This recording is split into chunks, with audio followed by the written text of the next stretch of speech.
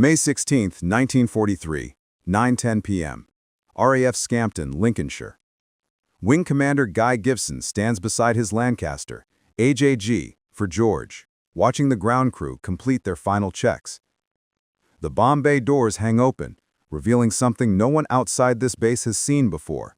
A cylinder, 9,000 pounds of engineered destruction still warm from the modifications shop. It doesn't look like a bomb. Too smooth, too round. The attachment spindles jutting from its sides make it look more like some industrial component than a weapon capable of leveling a dam. Gibson checks his watch. 20 minutes. Around him, 18 other Lancasters sit in the gathering darkness, their 4 Merlin engines ticking as they cool. 133 men, British, Canadian, Australian, New Zealand, American, move through pre-flight routines they've performed hundreds of times. But tonight, the movements are different, slower, more deliberate. Gibson notices Flight Lieutenant John Hoppy Hopgood rechecking his parachute harness for the 3rd time. No one speaks about where they're going. They can't. Until 4 hours ago, only Gibson and a handful of senior officers knew the targets. When the briefing room doors had finally opened and the curtain pulled back to reveal 3 dams, Möhne, Eder, Sorpe, the room had gone silent. Not shock, recognition. 2 months of flying at treetop level, practicing approaches to reservoirs across England, learning to hold altitude at exactly 60 feet while traveling at 230 miles per hour. It all suddenly made sense. Gibson had watched their faces as the intelligence officer explained the strategic value. The Möhne Dam, 40 meters high, 650 meters long, holding back a reservoir that supplied water and hydroelectric power to the Ruhr Valley's arms factories. The Eder, similar construction, but worse terrain, steep hills forcing an approach from a single direction. The Sorpe, different entirely, a watertight concrete core 10 meters wide, church spire in the flight path. 3 dams, 19 aircraft, 3 waves. Gibson would lead the first wave of 9 Lancasters against the Möhne, then the Eder if enough bombs remained. 5 aircraft in the second wave would hit the Sorpe. The final 5 would serve as reserves, attacking secondary dams if the primaries fell. Barnes Wallis had been at the briefing. The engineer who'd spent months perfecting the weapon now clutched in each bomb bay had stood awkwardly at the front of the room, explaining how his creation worked. Spin it backward at 500 revolutions per minute. Release at exactly 60 feet. The cylinder would bounce across the water like a stone skipped by a child, each contact slowing it until it reached the dam face and sank. Then, detonation 30 feet down, where the water pressure would drive the explosive force into the dam wall rather than dissipating it upward. On paper, elegant. In practice, flying a 4-engine heavy bomber at 60 feet in darkness over defended targets, spinning a 9,000-pound bomb backward while German gunners tried to blow you from the sky, Gibson had seen easier missions. Flight Sergeant George Johnny Johnson approaches from his Lancaster, AJN. The bomb aimer's face shows nothing, but Gibson notices his hands. Steady. Johnson had been on operations before, but nothing like this. None of them had. "Weather looks good, sir," Johnson says. Gibson nods. Clear night. Good moon. The reservoirs at their highest levels. Perfect conditions if you ignored the part about flying into the most heavily defended industrial region in Germany. Around the airfield, the other crews complete their preparations. Pilot Officer Les Knight checks his map one final time. Flight Lieutenant Dave Shannon walks slowly around his aircraft, touching each propeller blade. Small rituals. Ways of pretending this is just another operation. But the ground crews know better. They've watched these men train for 2 months, watched them come back from practice runs exhausted from holding formation at altitudes that would normally court-martial a Lancaster pilot. They've seen the modifications to the aircraft, the bomb bays carved out to hold Wallis's creation, the spotlights mounted underneath to measure height, the stripped armor to save weight. Gibson's navigator, Pilot Officer Torger Taram, climbs aboard AJG. The wireless operator follows. Then the flight engineer. The gunners settle into their turrets, rotating them, checking the Browning machine guns they might need if German night fighters appear. 9:25 p.m. Gibson pulls himself up through the Lancaster's belly hatch and makes his way to the pilot's seat. Through the cockpit glass, he can see the control tower, a single light burning. Behind him, the crew settles into position. 7 men who will either make history or become part of the 50% casualty rate Bomber Command has been suffering. The intercom crackles. "At all stations, check." One by one, his crew responds. Navigator, bomb aimer, wireless operator, flight engineer, front gunner, rear gunner. Gibson's hand moves to the throttle controls. 4 Merlin engines, 1,400 horsepower each, enough to lift the Lancaster and its impossible cargo into the darkness and across 200 miles of occupied Europe to targets no one has successfully attacked before. 9:28 p.m. The first Lancaster begins to roll. Gibson opens the throttles, the 4 Merlins roar, and AJG begins rolling down the runway at RAF Scampton. Behind him, 8 more Lancasters wait their turn. The first wave, Formation 1. The Lancaster lifts at 9:28 p.m. exactly. Gibson retracts the landing gear and banks east, climbing slowly to maintain formation altitude. To the cockpit glass, he watches Hopgood's aircraft AJM follow him into the air. Then, Flight Lieutenant Mick Martin in AJP. One by one, the first wave assembles over the Lincolnshire countryside. They fly low, under 1,000 feet. Below radar coverage, below the altitude that would normally keep a Lancaster pilot employed. The moon hangs full and bright, perfect for navigation, deadly for concealment. Gibson can see the ground clearly, fields, villages, roads threading through the darkness. The English countryside passes beneath them at 200 miles per hour. At 9:39 p.m., the second wave begins takeoff. 5 Lancasters under the command of Flight Lieutenant Joe McCarthy. Their route will take them north, a different path to confuse German radar stations and make the raid appear larger than 19 aircraft. Their target is the Sorpe Dam, different construction than the Möhne, requiring a different attack approach. 9:47 p.m. The third wave, 5 reserve aircraft commanded by Pilot Officer Warner Otley, start engines and begin the taxi to the runway. They will follow yet another route, ready to strike its secondary dams if the primaries fall, or to reinforce the main assault if bombs run out before the dams break. Gibson's navigator, Target Taram, calls out waypoints. They cross the English coast at Southwood, then out over the North Sea. The water below reflects moonlight in broken fragments. Gibson descends further. The altimeter reads 200 feet. Salt spray from wave tops occasionally mists the windscreen. The wireless operator maintains radio silence. Nothing that might alert German listening posts to 19 Lancasters crossing the North Sea at an altitude that makes no tactical sense, unless you're carrying a weapon that must be dropped from exactly 60 feet. They reach the Dutch coast at 11 p.m. Gibson can see the shoreline approaching, darker mass against dark water. He descends to 100 feet. The rear gunner reports flak positions lighting up along the coast, but they're firing blind, tracking nothing. The Lancasters are too low, too fast, gone before the German gunners can adjust their aim. At 9:39 p.m., the second wave begins takeoff. 5 Lancasters under the command of Flight Lieutenant Joe McCarthy. Their route will take them north, a different path to confuse German radar stations and make the raid appear larger than 19 aircraft. Their target? The Sorpe Dam. Different construction than the Möhne, requiring a different attack approach. 9:47 p.m. The third wave, 5 reserve aircraft commanded by Pilot Officer Warner Otley, starts engines and begins the taxi to the runway. They will follow yet another route, ready to strike at secondary dams if the primary targets fall, or to reinforce the main assault if bombs run out before the dams break. Gibson's navigator, Taram, calls out waypoints.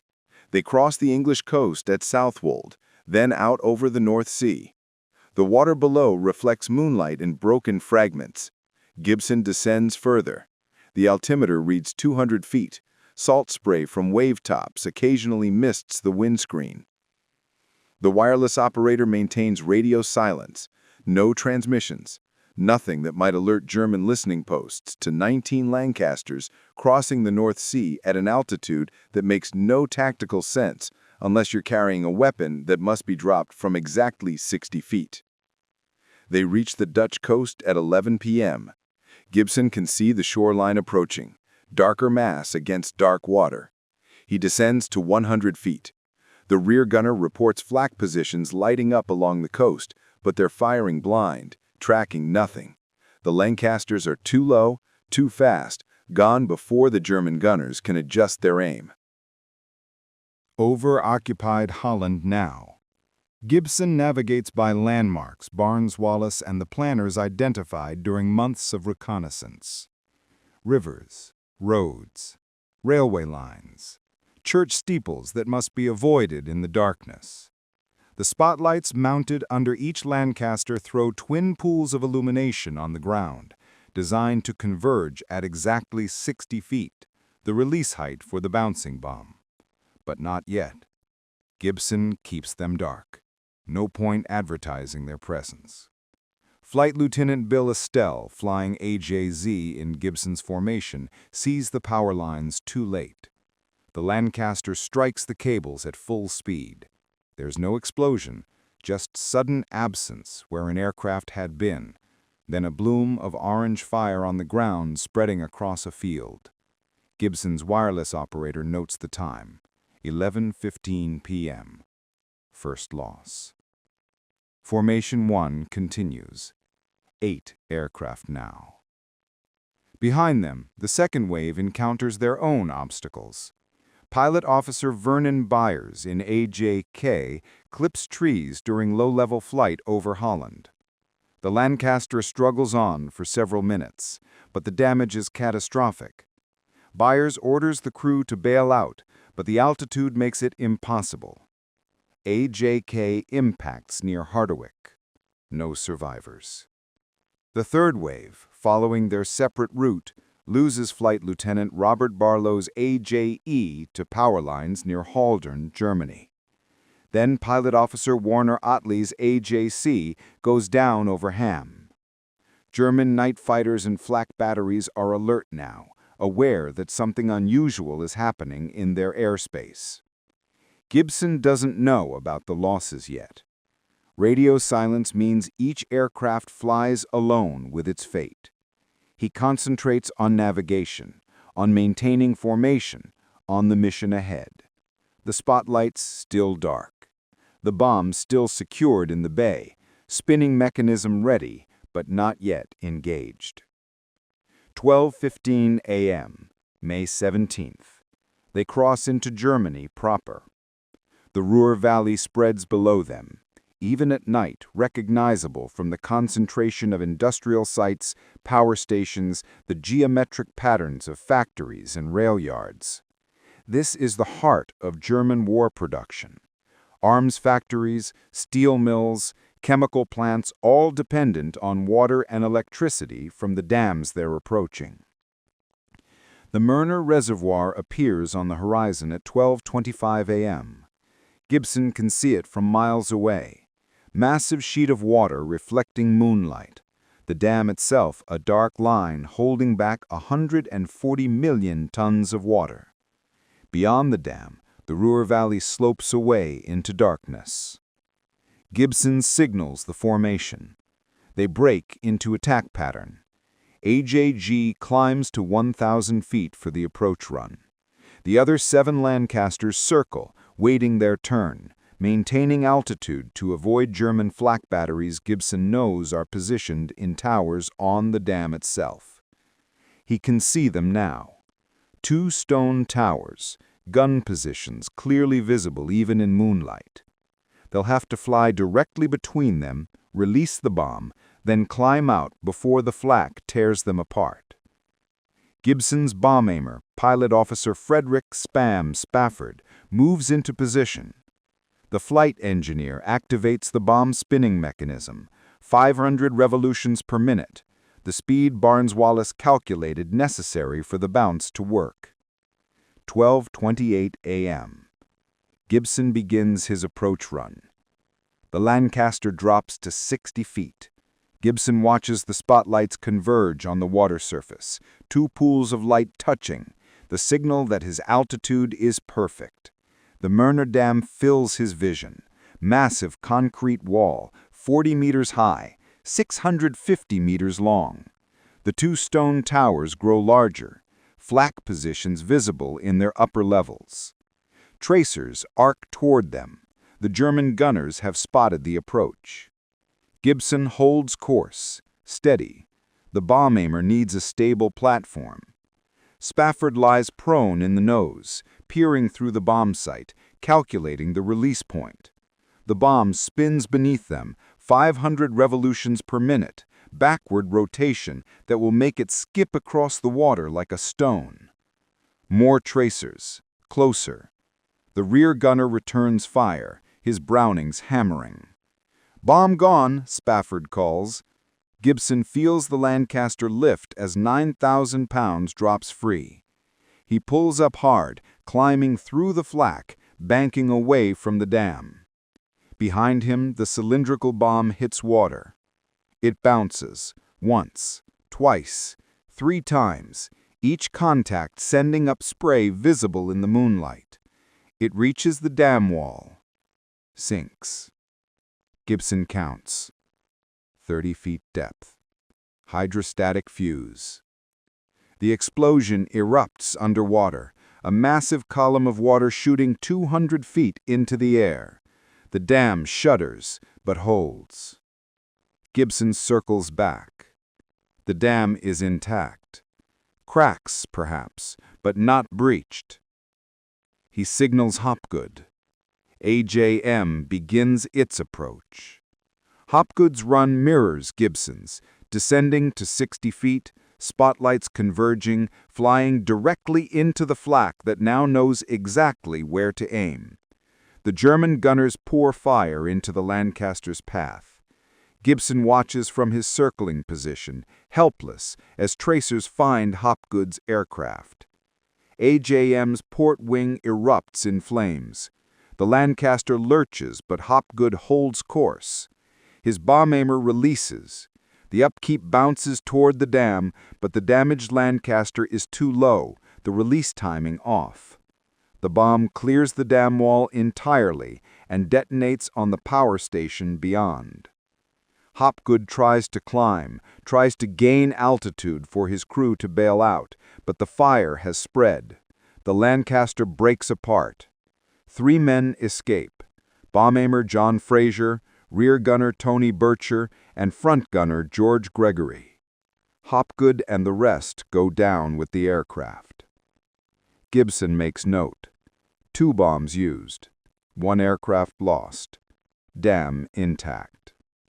Flight Lieutenant Mick Martin takes AJP into its approach. The Australian pilot flies low, fast, precise. The German gunners track him, but Martin's timing puts him through their fire before they can adjust. His bomb releases perfectly, altitude correct, speed correct, distance from the dam exactly as Barnes Wallis calculated. The upkeep bounces across the Möhne reservoir, strikes the dam, sinks. The explosion sends another massive waterspout skyward. Martin climbs away, his Lancaster untouched. Gibson circles again. The dam holds. Cracks visible now in the moonlight, water seeping through, but not breaking. Squadron leader Melvin Dingy Young in AJA goes next. His approach is textbook, straight, level, exactly 60 feet. The flak intensifies, German gunners desperate now, understanding what these aircraft are attempting. Young releases. The bomb bounces true. Another explosion. Still, the dam holds. 4 bombs, 1 aircraft lost. The Möhne refuses to break. Flight Lieutenant Dave Maltby begins his run in AJJ. Gibson flies alongside him, drawing flak fire away from the attacking Lancaster. Martin joins from the other side, both aircraft firing their front guns at the dam towers, forcing the German gunners to take cover. Maltby flies through the corridor they create. His bomb aimer releases at the perfect moment. The cylindrical mine bounces across the water. 1, 2, 3 contacts, and strikes the dam precisely where the previous 4 explosions have weakened the concrete. The explosion at 12:49 a.m. is identical to the others. Massive waterspout, thunderous sound echoing across the valley. But this time, something different happens. A crack appears in the dam face, thin at first, barely visible, then widening. Water pressure, 140 million tons pushing against weakened concrete, finds the fracture and tears it open. The Möhne Dam collapses. A wall of water 10 meters high surges through a breach, traveling at 24 kilometers per hour into the Ruhr Valley below. Gibson circles, watching the reservoir drain, watching the flood waves spread across German industrial heartland, destroying everything in its path. Factories, power stations, roads, bridges, homes. Mission successful. 1 dam down. Gibson checks his formation. 5 aircraft remain from the original 9. 3 still carry their upkeep bombs. The Möhne is breached. Time for the secondary target. He signals the remaining bombers. They form up and head southeast toward the Eder Dam, 70 kilometers away. Behind them, the Möhne Reservoir continues draining, the flood wave pushing deeper into the Ruhr Valley with every passing minute. German authorities scramble emergency responses, but the scale of the disaster overwhelms their capacity. 1,300 people will die in the flooding. German civilians, prisoners of war, forced laborers from Ukraine, Poland, Russia.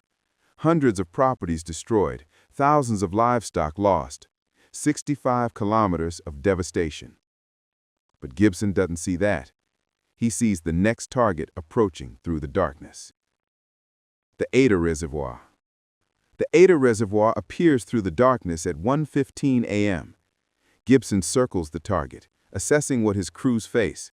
The terrain here is worse than the Möhne. Steep hills surrounding the reservoir, a winding approach that leaves no room for error. No flak towers. The Germans considered the topography defense enough. No bomber could navigate this valley at 60 feet in darkness.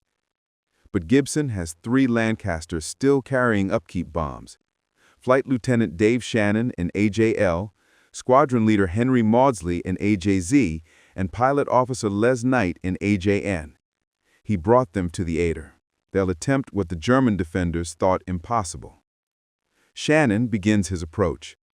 The valley forces him into a steep dive from the surrounding hills, leveling off at precisely 60 feet, activating the spotlights, accelerating to release speed, all while navigating the curves of the reservoir and climbing out before striking the valley wall on the far side.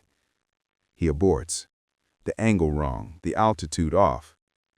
Second approach. Shannon descends, levels, but the distance to the dam gives him insufficient time to stabilize. He pulls up, circles back. Third attempt. Fourth. Fifth. Each run brings him closer to the correct parameters, but the difficulty of the approach defeats him. After the 6th failed run, Shannon breaks off to give others a chance. Maudsley takes AJZ into the valley. His approach is aggressive, steeper dive, faster leveling, pushing the Lancaster to its limits to achieve the precise conditions for bomb release. He descends through fog that blankets the valley, visibility reduced, navigating by instinct and the brief glimpses of water surface his spotlights reveal. The bomb releases, but the approach angle is too steep, the Lancaster too low. The upkeep bounces toward the dam but strikes the top of the wall rather than the water at its base. The explosion detonates 9,000 pounds of Torpex immediately beneath Maudsley's aircraft. Maudsley staggers, severely damaged. He tries to climb, tries to gain altitude, but the Lancaster is dying. They make it 60 kilometers before the aircraft goes down near Emmerich. No survivors. Gibson watches the fireball fade. 2 bombs remain. Shannon returns to the pattern. 7th approach. Shannon dives into the valley, levels at 60 feet, activates spotlights, accelerates. This time, the angle works, the timing aligns. His bomb aimer releases. The upkeep bounces across the Eder Reservoir, 1, 2, 3 contacts and strikes the dam wall. Shannon climbs out as the explosion sends its waterspout skyward. He circles back to assess damage. The dam holds. One bomb left. Les Knight in AJN begins his approach. The young pilot, he's 22, Australian, calm under pressure, takes his Lancaster into the dive. He's watched Shannon's 7 attempts, watched Maudsley die trying this approach. He knows what works and what kills. Knight descends. The steep hills blur past his wingtips. He levels at 60 feet, fog streaming past the cockpit, the reservoir surface barely visible beneath the spotlights. His bomb aimer calculates release point. Bomb gone. Knight pulls up, climbing through the fog, clearing the valley wall with meters to spare. Behind him, the upkeep bounces toward the Eder Dam, striking exactly where Shannon's bomb weakened the concrete. The explosion at 1:52 a.m. is massive. For a moment, nothing happens. Then, like the Möhne before it, the Eder Dam cracks. Water pressure finds the weakness. The crack widens. The dam collapses. 1 million tons of water surge through the breach into the Eder Valley. The flood wave travels westward, destroying everything in its path. Villages, farms, a camp housing forced laborers just below the dam. 749 prisoners of war, mostly from Poland, Russia, and Ukraine, drown in the initial surge. 2 dams breached. Mission accomplished. Gibson signals his remaining aircraft. Time to return home. They form up and head northwest, back across Germany, back toward England. The wireless operator breaks radio silence, indicating successful breach of the Möhne through the code word nigger, the name of Gibson's dog killed earlier that day. Then dinghy, the code for the Eder breached. At RAF Scampton, the operations room receives the transmissions. 2 primary targets destroyed, but the cost is becoming clear. 8 aircraft missing, 53 men dead or missing, 3 captured.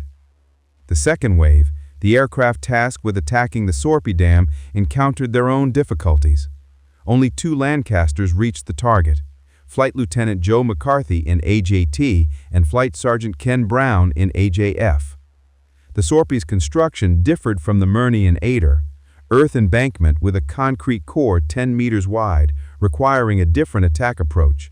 McCarthy and Brown made multiple runs, dropping their bombs, but the Sorpe sustained only minor damage. It didn't breach.